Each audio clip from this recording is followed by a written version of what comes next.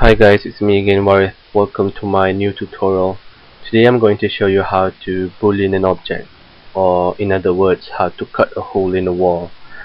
Well, what I have here is a file that I've created the walls in prior.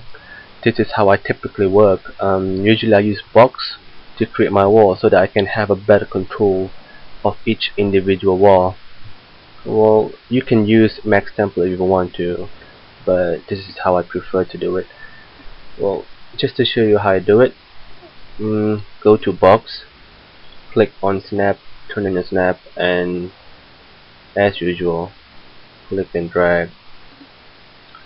You can actually adjust your parameter in this box creation menu, but what happens after you have done creating the wall, when you right click and you select again the wall, the menu won't appear. So this is where you go to modify tab to adjust the parameter again if you want to. Well, okay, let's make another one so that you can see 3000.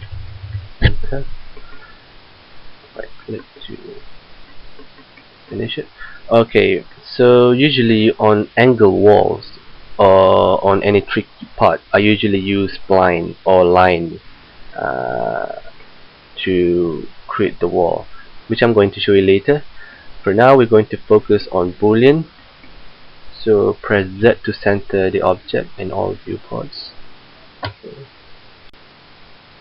Oh, I forgot to turn off my snap mode. Always remember to turn off your snap so that it won't get in your way later on. Turn it off. Okay, to cut a hole, you must create an object to penetrate a wall. So usually I use box because typically we have rectangular windows. So the way to do it is by going to the window drawing here, and I have to break this to you that in 3D Studio Max you don't have to be accurate, so you don't have to use snaps all the time. You can just try to assume the size of the window, so this is how I do it. Okay, let's start from here, drag it out and pull it up. Alright, so always make sure that your object, the object that will create a hole, is wider than the wall so that it can penetrate the wall. So now I have the box, and let's adjust the height. Let's say 1002. Enter. So I have my window size here. Right click. Okay, to move the box up, remember you can always use these three buttons right here, or another way is by going to the move icon right here, right click on it, and you have this menu popping up. So you can use this one instead of this one. So let's say I want to move it along the Z axis. I'm just going to put in 900 in the Z. Enter. Okay, I have the box in the correct position. We can close it down now. Okay, I have a few similar windows, so I can just copy this box here.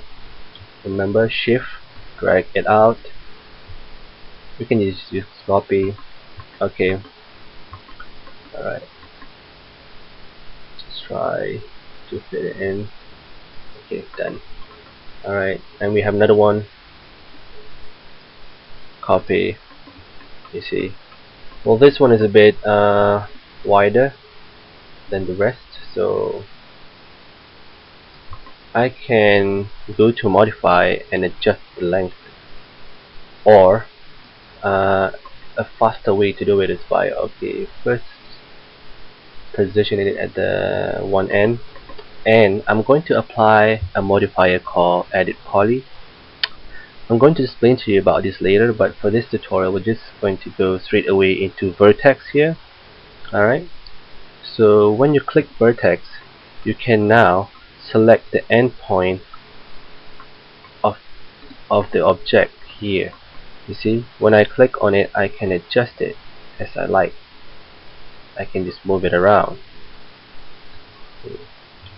So in this particular case we're going to select all the 4 points, and by doing that is by creating a region. Click and hold your mouse, create a region, so that we can select all the 4 points, the ones underneath as well, and drag it out, drag it to the other end. Let's see, okay, that's fine. And click on this again to disable it. So now we almost have everything except for the door. It's alright, we'll just cut the hole for the windows first. So the way to Boolean is by first go to create and select compound object, and you see this Pro Boolean button here. Okay, before you press on that Pro Boolean button, you must first select the object that you want to create a hole in. So this is the one, this is the wall. Click on it first, go to Pro Boolean, hit start picking, and just pick your object. That's it. Well, and then right click to get it done, and let's create a box for the whole of the window. Go to standard primitive again, go to box, and create a box for the whole. Key in 2100, which is the standard height for doors, and you have it. Right click.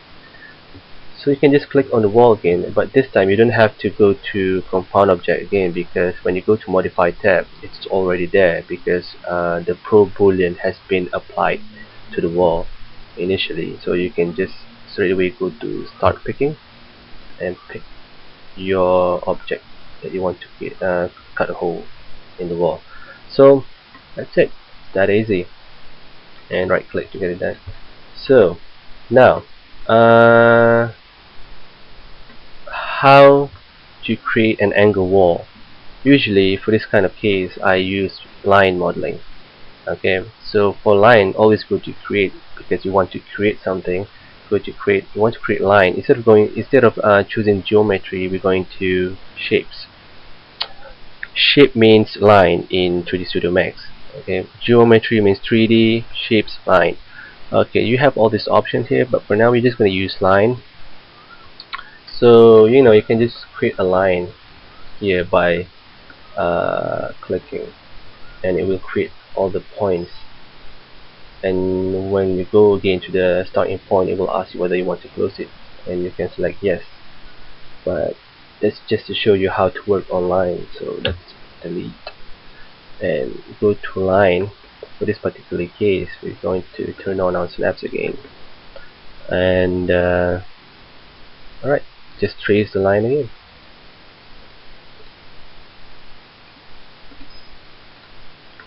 Right, so we have our line on the AutoCAD drawing. Oh, let's turn it off. Okay, so what to do with it now? So like AutoCAD, you can, or SketchUp, or any other software, you can just extrude the line, right? So go to modify, and this modifier called extrude. Well, that's basically what it does, extrude. And you can, amount means height. Alright, so just key in 3000, enter, and you have your wall. That's it.